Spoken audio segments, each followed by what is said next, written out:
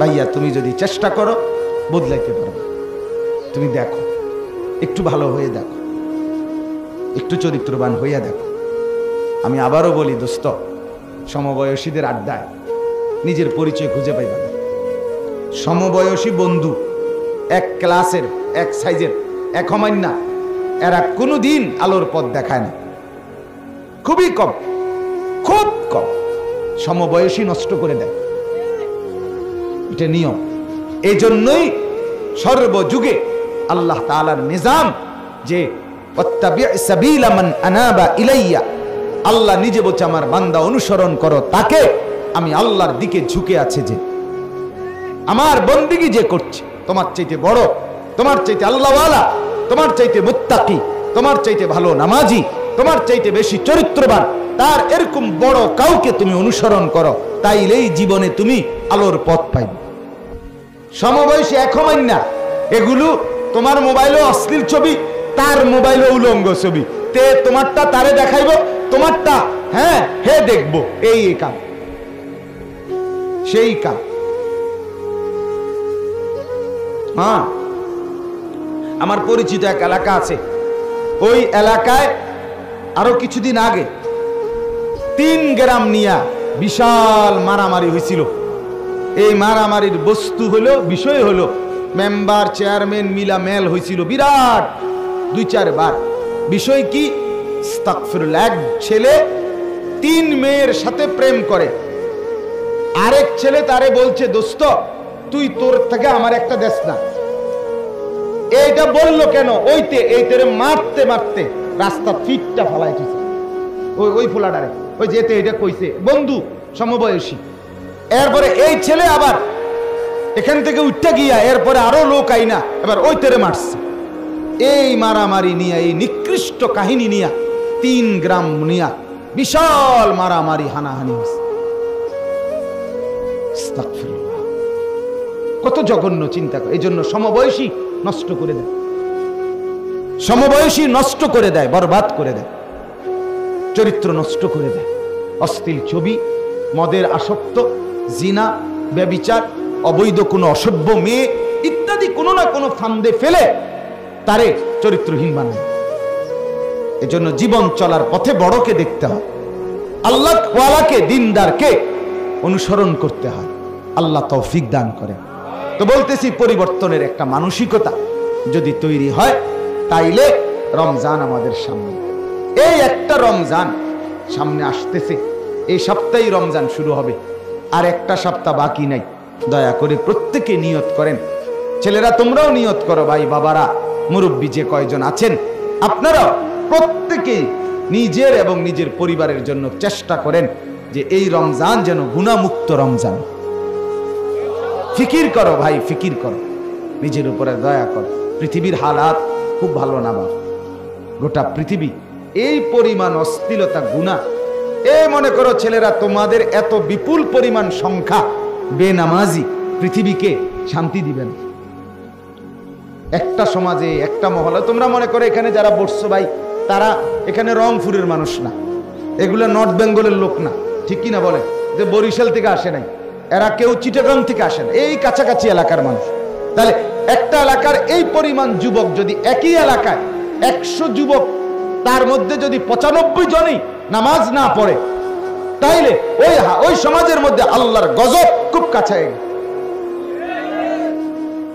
একটা এলাকার মধ্যে যদি 100 যুবতী মেয়ে থাকে, এদের যদি 98 জনই প্রেম করে, অশ্লীলতা করে, উলঙ্গ, বেহায়া, বেপর্দা হাঁটে, জিনা ব্যভিচারের কর্মকাণ্ড ছড়িয়ে দেয় সমাজে, তাহলে ওই সমাজের উপরে আল্লাহর লানত আসতে আর বেশি বাকি নেই।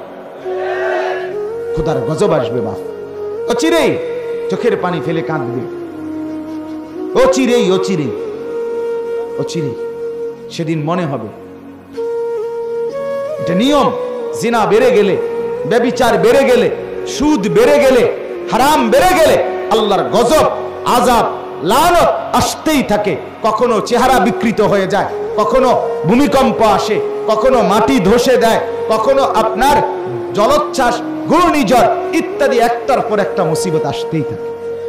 কি পরিমাণ সমাজে মানুষ সুদের সাথে সম্পৃক্ত কল্পনা করেন তো, কল্পনা করুন কি পরিমাণ সুদখোর সমাজের মধ্যে। আস্তাগফিরুল্লাহ, কল্পনাও করে না এটা যে গুনাহ, এটা যে একটা নিকৃষ্ট পাপ, এটাও ভাবে। আমি একটা উদাহরণ দেই বুঝার জন্য বলি। মনে করেন এখানে দুইটা প্রাণী, একটা হলো ছাগল আর একটা হলো কুকুর। কথা বুঝছেন কিনা? দেখবেন তাকাইয়া খেয়াল করেন, কুকুরের সাইজ আর ছাগলের সাইজ সমান সমান। সমান সমান কিনা মানে দেহের গঠন সাইজটা আর কি সমান সমান।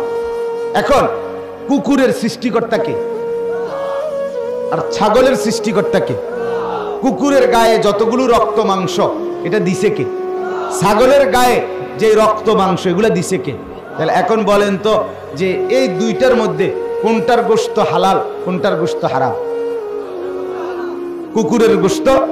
এখন কুকুরের গোশত হারাম করছে কে? ছাগলের গোশত হালাল করছে কে? তাহলে কুত্তার গোশত আপনি খাইবেননি কেন? হারাম। কথা বলেন না, কেন? করছে কে? ছাগলের গোশত আপনি খাবেননি কেন? হালাল করছে কে? তাহলে আল্লাহ হারাম করলে আপনি কুত্তার গোশত খান না, আল্লাহ হালাল করলে আপনি ছাগলের গোশত খান। তো ওই আল্লাহ সুদ হারাম করছে, ব্যবসা হালাল করছে, তাহলে আপনি আল্লাহ হারাম করার কারণে কুত্তার গোশত খান না, তো আল্লাহ হারাম করার পরেও আপনি সুদ খান কেমনে? আর সুদ খাইলে কুত্তার গোশত খান না কেন? কথা বলেন না কেন? কেন কুকুরের গোশত খাবেন না? আল্লাহ হারাম করলে যদি কুকুরের গোশত খাওয়া না যায়, তা আল্লাহ হারাম করলে সুদ কেমনে খাওয়া যায়? কথা বলেন। সংসার চলে না, সংসার তোর জীবনও চলতো না। হারাম করে সংসার জীবনও চলে না। সুদখোর, কিস্তিখোর, এগুলোর জিন্দিগি তো কিস্তি শেষ হয় না, অভাব যায় না। আমরা ইমাম সাহেব ৬,০০০ টাকা দিয়ে সারে, আমাদের হুজুরদের ১০,০০০ টাকা দিয়ে খোদার ৩০ দিন বউ বাচ্চা নিয়া ইজ্জতের সাথে চলে, চুরিও করে না, ডাকাতিও করে না, মানুষের মাথা তো বাড়ি দেয় না। অতএব দয়া করে গুনাহ ছেড়ে দেন, গুনাহ ছেড়ে দেন, নাফরমানি ছেড়ে ইবাদত, জিকির, তেলাওয়াত, ৫ ওয়াক্ত জামাতে নামাজ, রাত্রিবেলা খতবে তারাবি, ২০ রাকাত তারাবি, রাত্রিতে উঠে সেহরি, সেহরির সাথে ২-৪ রাকাত তাহাজ্জুদের নামাজ, দোয়া, কান্নাকাটি, ইফতার, এই এক বন্দিগি দিয়ে দয়া করে বাবা মাহে রমজানটাকে মিলান। দেখবেন মজা পাবেন, শরীরের মধ্যে সুখ লাগবে, আনন্দ লাগবে, নিজের ভিতরে অনুভূতি, মজা লাগবে যে আমি আল্লাহর বন্দিগি করতেছি। এই জন্য আমার শেষ কথা এটাই, রমজান আমাদের সামনে, রমজানকে টার্গেট করে আপনি জীবন পরিবর্তনের সিদ্ধান্ত নেন। বলেন ইনশাআল্লাহ। ছেলেরা বাপ, একটা ছেলেও যদি হও আমার কথা ফিরাই দিও না, ফিরাই দিও না বাপ। আমি বারবার অনুরোধ করি ছেলেরা, তুমি ওই সমবয়সী দোস্ত তুই কি কস, এই তোমার লগের হেতেরে কইলে ওই তো না, হেতেরে কইও না, তুমি চিন্তা হেতে করো, বুঝছিস না কথাটা? তুমি তোমারটা বাবা, তুমি মনে মনে সিদ্ধান্ত নাও যে আমি ভালো হয়ে যাব, দেখবা সমাজও ভালো করবে, আল্লাহও ভালো বলবে।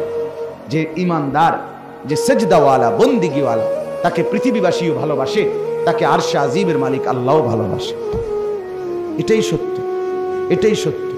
অতএব আমরা রমজানকে কদর করি।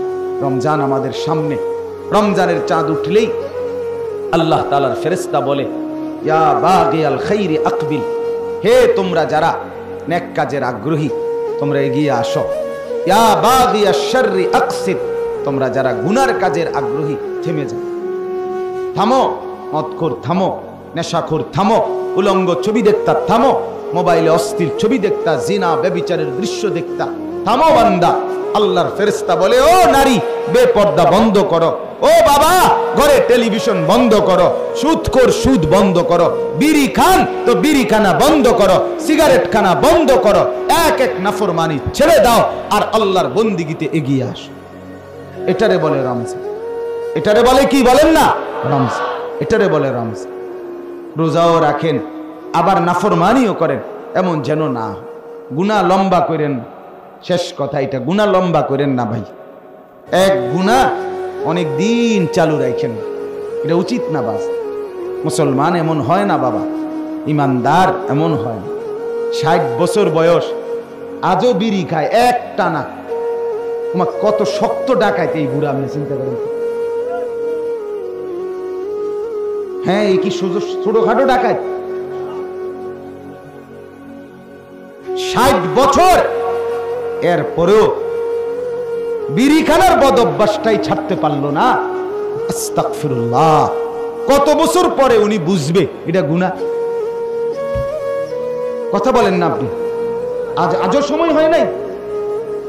60 বছর পরেও আপনার কলিজার মধ্যে বুঝে আসে নাই, দেমাগে এটা গুনাহ?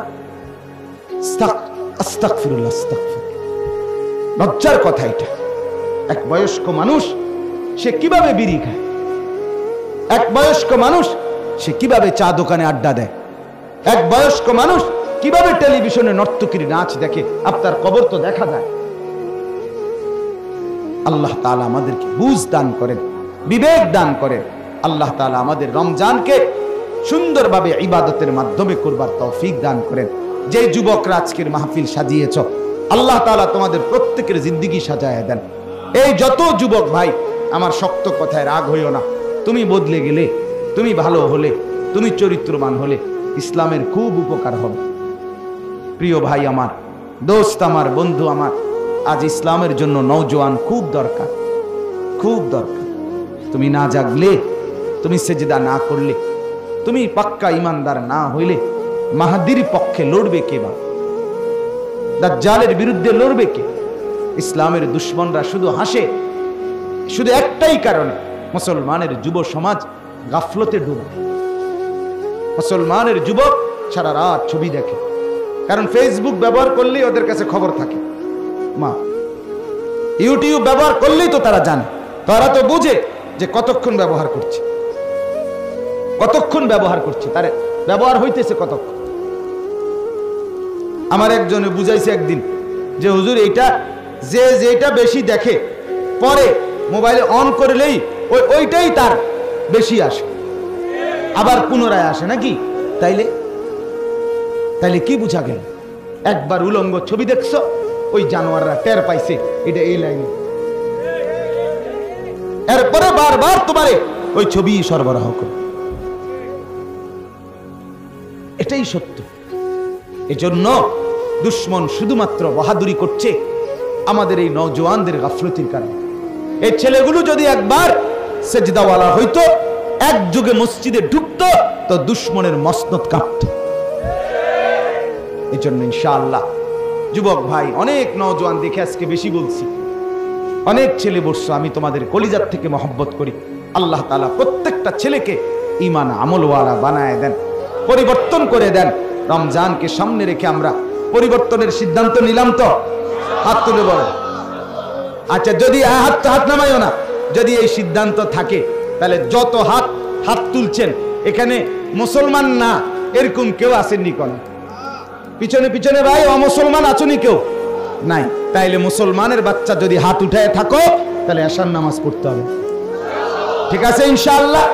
আজকের থেকেই পরিবর্তনের সিদ্ধান্ত হইল ইনশাআল্লাহ। আল্লাহ আমাদেরকে কবুল করেন, আল্লাহ তাআলা এই মাহফিলে বরকত দান করেন, আল্লাহ তাআলা সবার জীবন সুন্দর করে দেন, আমিন। আমরা স্বপ্ন দেখি যুবক জাগবে ইনশাআল্লাহ, ইসলামী বিজয়ী হবে ইনশাআল্লাহ। ঠিক আছে না ইনশাআল্লাহ? এই পৃথিবীতে ইসলামই থাকবে ইনশাআল্লাহ। আল্লাহ তৌফিক দেন, কবুল করেন, আমিন।